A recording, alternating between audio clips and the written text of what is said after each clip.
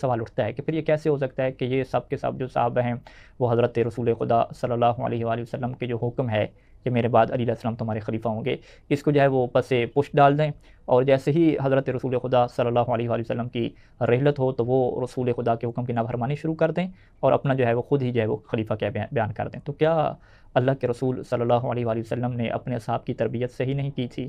اور کیا اللہ کے رسول صلی اللہ علیہ وآلہ وسلم علیہ باللہ من ذالک اپنے اصحاب کی تربیت میں ناکام رہ گئے تھے کہ ان کو اس بات کا پتہ ہی نہ چلا، اور ایک بہت بڑی تعداد اور بلکہ سب کے سب جو ہے وہ حضرت علی علیہ السلام کو خلیفہ نہیں مان رہے تھے؟ تو یہ سوال کیا ہم نے آپ کے سامنے ایک اعتراض کی شکل میں بیان کر دیا۔ اس سوال کا جواب جو ہے وہ بہت سارے زاویوں سے جو ہے وہ بیان کرنے کی ضرورت ہے۔ سب سے جو پہلا پوائنٹ ہے کہ یہ جو ایک فکر پھیلائی گئی اور ہمارے ذہنوں میں اور عام مسلمانوں کے ذہنوں میں یہ بات ڈالی گئی کہ تمام کے تمام اصحاب نے حضرت علی علیہ السلام سے رخ موڑ لیا تھا اور کوئی بھی انہیں جو ہے وہ خلیفہ ماننے کو تیار نہیں تھا، تو یہ بات غلط ہے۔ تمام اصحاب ایسے نہیں تھے، بلکہ اصحاب رسول صلی اللہ علیہ وآلہ وسلم میں بہت بڑے بڑے نام ایسے ہیں کہ جنہوں نے خلیفہ اول کی بیعت سے جو ہے وہ انکار کر دیا تھا، کہ جن میں حضرت سلمان، حضرت ابوذر، حضرت مقداد جیسے لوگوں کے نام تو بالکل سر فہرست ہیں، اور اس میں تو کسی کو کوئی شک بھی نہیں ہے۔ تو لہٰذا پہلا پوائنٹ یہ ہے کہ یہ جملہ غلط ہے کہ تمام کے تمام اصحاب جو ہے وہ علی علیہ السلام کی خلافت کے منکر ہو گئے تھے اور حضرت ابوبکر کو جو ہے وہ پہلا خلیفہ مان رہے تھے۔ یہ بات جو ہے وہ درست نہیں ہے، ایک بات۔ دوسری بات کہ یہ جو آیت پیش کی جاتی ہے کہ اللہ ان سے راضی ہے اور وہ اللہ سے راضی ہیں، جس کی بنیاد پر رضی اللہ عنہم کا ایک لقب دیا جاتا ہے، تو یہ آیت ان مہاجرین اور ان انصار کے متعلق تھی کہ جو سبقت لے گئے نیکی میں اور نیکی کے کاموں میں اللہ کے رسول کی اتباع کرنے والے تھے، ان کو خوشخبری دی گئی۔ لیکن یہ خوشخبری دینا جو ہے وہ مشروط ہے، اس کی بھی شرط ہے۔ وہ شرط یہ ہے کہ آخر زندگی تک یہ صحابی کیا ہے، اللہ کے رسول کی اطاعت کے اوپر باقی رہے، اور اگر یہ آخری زندگی میں اللہ کے رسول کی اطاعت سے پھر گیا اور اللہ کے رسول کے حکم کی اس نے نافرمانی کر دی، تو پھر وہ اس آیت میں نہیں آئے گا کہ اللہ اس کے اوپر راضی ہے۔ اور ہم فقط قرآن مجید کی اس آیت کو نہ دیکھیں بلکہ باقی آیات کو بھی جو ہے وہ ساتھ دیکھیں، اور قرآن مجید کی باقی آیات میں واضح طور پہ معیار دیا گیا، جیسے سورہ انعام کی 82 نمبر آیت ہے کہ الذین آمنوا ولم یلبسوا ایمانہم بظلم اولئک لہم الامن وہم مہتدون، کہ وہ جو ایمان لائے اور اپنے ایمان کو ظلم سے آلودہ نہ کیا، یعنی اپنے ایمان کی حفاظت کی پھر ظلم نہ کیا۔ ظلم کیا ہوتا ہے کہ انسان کوئی گناہ کرے تو یہ انسان اپنے ساتھ ظلم کرتا ہے، اپنے ساتھ زیادتی کرتا ہے، دوسرے کے ساتھ اگر دوسرے کا حق ہے تو دوسرے کے اوپر ظلم ہوتا ہے۔ تو قرآن مجید کی سورہ انعام کی آیت نمبر 82 میں ارشاد ہو رہا ہے کہ جو لوگ ایمان لائے اور اپنے ایمان کو ظلم سے جو ہے وہ آلودہ نہیں کیا، تو یہی وہ لوگ ہیں کہ جن کے بارے میں یہ کہا گیا ہے کہ ان کے لیے امن ہے اور یہ جو ہے وہ ہدایت یافتہ ہیں۔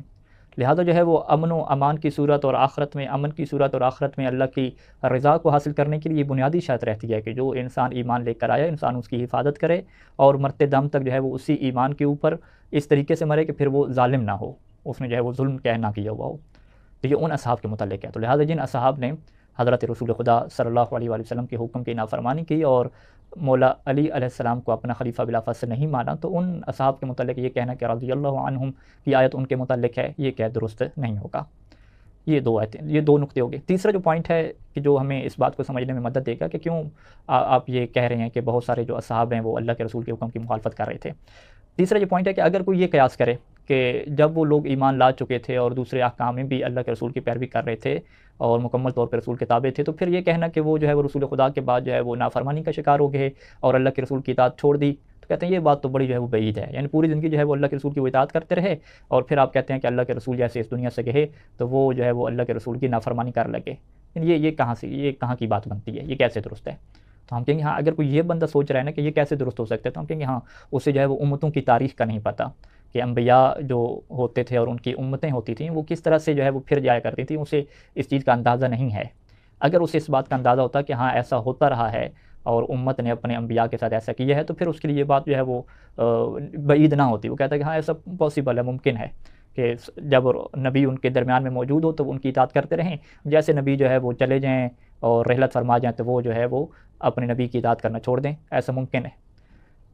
جناب موسیٰ علیہ السلام کی قوم کو جو ہے وہ دیکھ لیجئے کہ وہ حضرت موسیٰ علیہ السلام کی قوم کے جنہوں نے تقریباً جو ہے وہ کم و بیش 14 قسم کے جو معجزے ہیں وہ دیکھ چکے تھے، اپنی آنکھوں سے انہوں نے دیکھا تھا کہ کس طرح جو ہے وہ فرعون کے دربار میں جو ہے وہ حضرت موسیٰ نے اژدہا کا معجزہ پیش کیا اور کس طرح سے اس قوم کو جو ہے وہ فرعون اور اس کے لشکر سے جو ہے وہ ڈوبتے دریا میں سے جو ہے وہ کراس کرا دیا، دریا میں رستہ بنا کے۔ یعنی اتنے واضح بڑے بڑے معجزے اس حضرت موسیٰ علیہ السلام کی قوم نے جو ہے وہ دیکھے تھے۔ لیکن اس کے بعد ہوتا کیا ہے، حضرت موسیٰ علیہ السلام کچھ عرصے کے لیے جو ہے وہ ان سے چلے جاتے ہیں، اور تاریخ یہ بتاتی ہے کہ تورات لینے کے لیے قرآن مجید میں اس کا ذکر موجود ہے کہ تورات لینے کے لیے 40 دن کے لیے وہ چلے گئے، اور اپنے بعد اپنے بھائی ہارون کو جو ہے وہ ان کے درمیان خلیفہ جو ہے مقرر کر گئے۔ اچھا، اس کے باوجود کیا ہوا کہ فقط 40 دن جو ہے وہ ایک نبی جو ہے وہ اپنی امت سے الگ ہوتا ہے، ان کو پتہ بھی ہے کہ نبی نے پھر واپس آ جانا ہے، اور وہ امت کے لوگ کیا کرتے ہیں، اکثریت، تھوڑی نہیں، اکثریت جو ہے وہ بچھڑے کی پوجا کرنا شروع کر دیتے ہیں، اور بہت تھوڑے سے لوگ ایسے ہوتے ہیں کہ پھر جو شرک سے بچ پاتے ہیں، اور اتنے تھوڑے لوگ ہوتے ہیں کہ وہ جناب ہارون علیہ السلام ان کے لیے جو ہے وہ اتنا ان کے ساتھ مل کے یہ تحریک نہیں چلا سکتے کہ باقی لوگوں کو جو ہے وہ شرک سے روکا جائے۔ اور پھر قرآن مجید نے اس چیز کو بھی بیان فرمایا، اور تاریخ نے بھی لکھا کہ جب جناب موسیٰ علیہ السلام واپس آیا اور حضرت ہارون علیہ السلام کو بڑی سرزنش کی، تو انہوں نے کہا کہ قوم نے جو ہے وہ مجھے کمزور سمجھا تھا، اور قریب تھا کہ یہ لوگ مجھے قتل کر دیتے، یعنی ان کے جو ہے وہ مددگار بھی نہیں تھے، اس طرح کے جو ہے وہ حالات جو ہے وہ بن چکے تھے کہ ان کے لیے مددگار نہیں تھے کہ وہ تبلیغ کر پاتے اور لوگوں کو کیا ہے بتا سکتے کہ تم اس شرک سے کیا باز رہو۔ تو یہ جو ہے وہ معجزے دیکھنے کے بعد 40 دنوں میں یہ امت کا کیا حال ہے۔ تو حضرت رسول خدا صلی اللہ علیہ وسلم جب ہمیشہ کے لیے اس دنیا سے رخصت ہو چکے ہیں، تو لوگوں نے جو ہے وہ آپ کے مقرر کردہ اگر خلیفہ کو تسلیم نہیں کیا تو یہ کوئی عجیب سی بات نہیں ہے، بلکہ یہ ایسا انسانیت کی تاریخ میں ہوتا رہا ہے، اور یہ کیا ہوتا رہے گا۔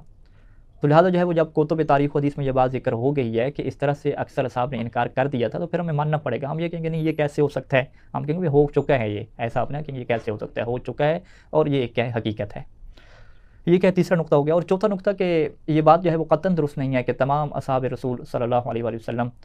جو ہے وہ اللہ کے رسول کے ہر حکم کو جو ہے وہ مانا کرتے تھے، یعنی یہ ایک فکر جو ہے وہ پیش کی جاتی ہے کہ اللہ کے رسول کے جو بھی صحابی تھے، ہر صحابی جو ہے وہ اللہ کے رسول کا ادھر سے حکم ہوتا اور وہ بغیر چون و چران کے جو ہے وہ آپ کی بات کو جو ہے وہ مان لیتا تھا، یعنی یہ ایک فکر جو ہے وہ دی جاتی ہے، جبکہ یہ خود اللہ کے رسول کی زندگی میں یہ کیا ہے فکر بھی کیا ہے درست نہیں ہے۔ بہت سارے ہمیں ایسے مقامات ملتے ہیں کہ بڑے بڑے اصحاب نے جو ہے وہ حکم رسول کی جو ہے وہ مخالفت کی ہے اور اس کے اوپر عمل نہیں کیا۔ جیسے مثال کے طور پہ 6 ہجری میں ہونے والی اگر صلح حدیبیہ کے آپ واقعات کو اٹھا کر دیکھیں تو بہت بڑے بڑے اصحاب تھے جنہوں نے اس صلح کے اوپر جو ہے وہ اللہ کے رسول کے اوپر اعتراض کیا تھا اور رسالت میں شک کیا تھا، کہ جب اہل مکہ اور کفار کے ساتھ شرائط طے ہوئی صلح کی تو اس کے اوپر آپ جا کے دیکھ لیں کہ کتنے اصحاب تھے کہ انہوں نے جو ہے وہ رسول خدا کی مخالفت کی تھی اور اعتراض کیا تھا۔ سیرت نبویہ ابن ہشام کی دوسری جلد صفحہ 316 میں جو ہے وہ اس واقعے کو آپ دیکھیے کہ کون سا وہ صحابی تھا جس نے جو ہے وہ شک کیا تھا اور اعتراض کیا تھا رسالت کے اوپر۔ اسی طریقے سے جو ہے وہ دوسرا آپ یہ واقعہ دیکھ لیتے ہیں کہ تاریخ کی کتابوں میں بات واضح ہے اور ہر کسی کو پتہ ہے کہ جنگ احد میں اللہ کے رسول نے جو ہے وہ 50 صحابہ کو یہ حکم دیا تھا کہ یہ جو ایک پہاڑی ہے اس کو تم کیا ہے کبھی بھی نہ چھوڑنا، ٹھیک ہے۔ اس پہاڑی کے اوپر ان کو رکھ دیا اور کہا کہ جو بھی حالات پیش ہو جائیں تم جو ہے وہ اس پہاڑی کو نہ چھوڑنا۔ لیکن ہوا کیا کہ جب انہوں نے دیکھا کہ ہم جو ہے وہ فتح یاب ہو رہے ہیں تو وہ رسول خدا صلی اللہ علیہ وسلم کے حکم کی مخالفت کرنے لگ گئے اور مال غنیمت کی جو ہے وہ لالچ کے میں جو ہے وہ اپنی جگہ کو انہوں نے چھوڑ دیا، اور پھر اس کا خمیازہ جو ہے وہ بہت سارے مسلمانوں کو بھگتنا پڑا اور کتنے لوگ جو ہے وہ شہید ہو گئے اس ایک جو ہے وہ نافرمانی کی وجہ سے۔ تو یہ نافرمانی بھی اصحاب رسول کی تھی۔ اسی طرح سے جو ہے وہ تیسرے نمبر پہ آپ دیکھیں کہ ایک اور مشہور واقعہ جو مسلمانوں کے ہاں جو ہے وہ بالکل ایک تسلیم شدہ حقیقت ہے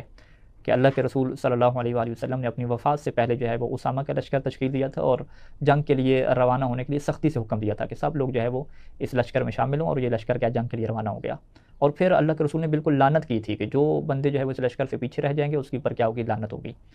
لیکن آپ دیکھیں کہ بہت سارے افراد جو ہے وہ ہیلے بہانے بنا کر اس لشکر اسامہ میں نہ پہنچے، جس کی وجہ سے جو ہے وہ یہ لشکر تشکیل نہیں پا سکا اور یہ پھر لشکر کیا روانہ بھی نہیں ہو سکا تھا۔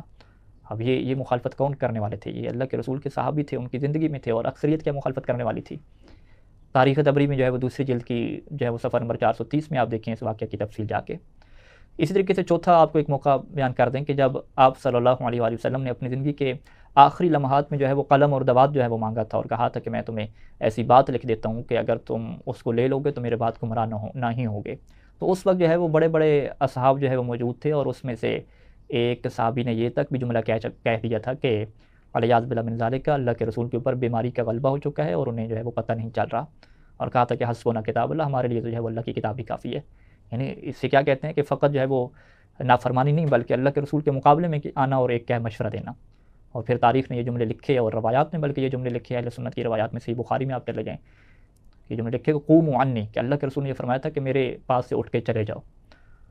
تو آپ تفصیلات کے لیے صحیح بخاری کی پہلی جلد صفحہ 99 کی طرف جو ہے وہ ملاحظہ کریں۔ تو یہ بات کیا واضح ہو جائے گی۔ تو لہٰذا اس طرح کے بہت سارے واقعات جو ہیں وہ اللہ کے رسول کی زندگی میں مل جائیں گے، اگر ان کا آپ مطالعہ کریں تو کبھی بھی یہ جملہ آپ نہیں کہیں گے کہ اللہ کے رسول کے جو تمام صحابی ہیں وہ اللہ کے رسول کے جو ہے وہ اطاعت گزار تھے، اور بالکل جو رسول خدا اشارہ کرتے تھے کہتے تھے وہ فوراً کیا جان نثار کر دیتے تھے اور ہر بات کیا مان لیتے تھے۔ بڑے بڑے اصحاب کی حالت ہے آپ کے سامنے واضح ہو جائے گی۔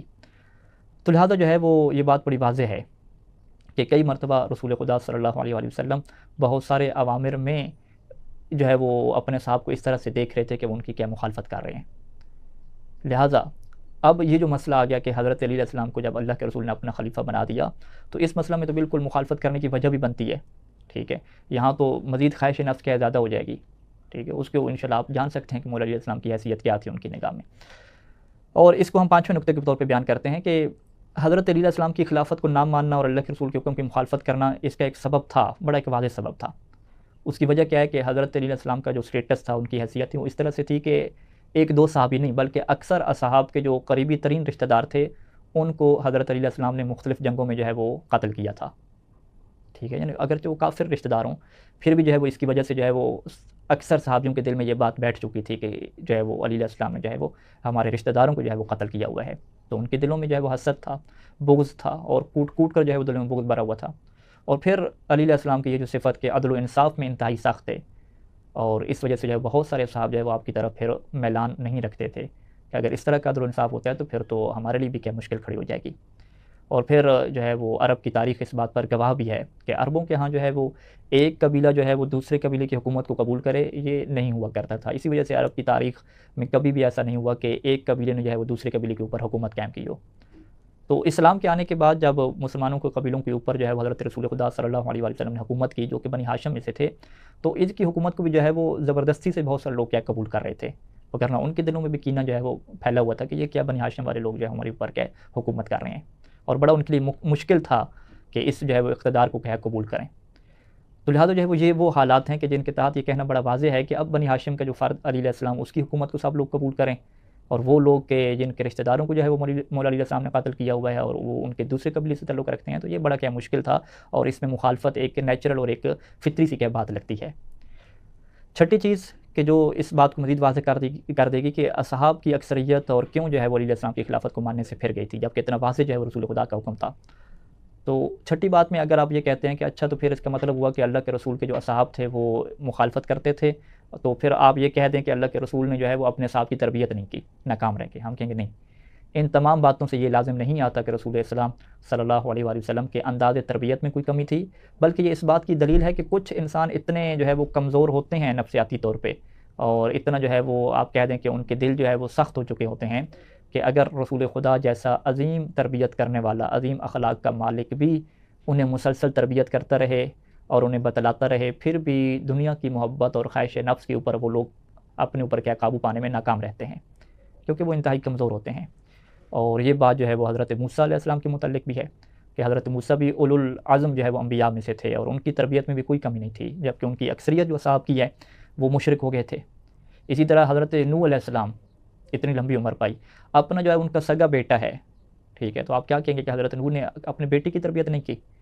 تو اس کا یہ مطلب نہیں ہے کہ اعاذ باللہ من ذالک حضرت نوح کی تربیت میں کمی تھی۔ اسی طریقے سے رسول خدا صلی اللہ علیہ وآلہ وسلم کی تربیت میں بھی کمی نہیں تھی، کمی اگر تھی تو ان افراد میں تھی کہ جو زندگی کے ایک مرحلے تک جو ہے وہ شرک کی آلودگی میں رہے، اور پھر ان کے نفوس اتنے کمزور تھے اور نفس سے جو لوامہ تھا اس کے اندر یہ طاقت نہیں پیدا ہو سکی رسول خدا کے فرامین کو سن کر، اللہ کی آیات کو رسول خدا صلی اللہ علیہ وآلہ وسلم کی زبان سے سن کر بھی ان کے اندر یہ تبدیلی واقع نہیں ہو سکی، تو کمی جو ہے وہ ان افراد میں تھی۔ کمی میرے رسول صلی اللہ علیہ وآلہ وسلم، میرے حبیب نبی مصطفیٰ صلی اللہ علیہ وآلہ وسلم کی تربیت میں کسی قسم کی کوئی کمی نہیں تھی۔ وصلی اللہ علی محمد وآلہ اجمعین، والسلام علیکم ورحمۃ اللہ وبرکاتہ۔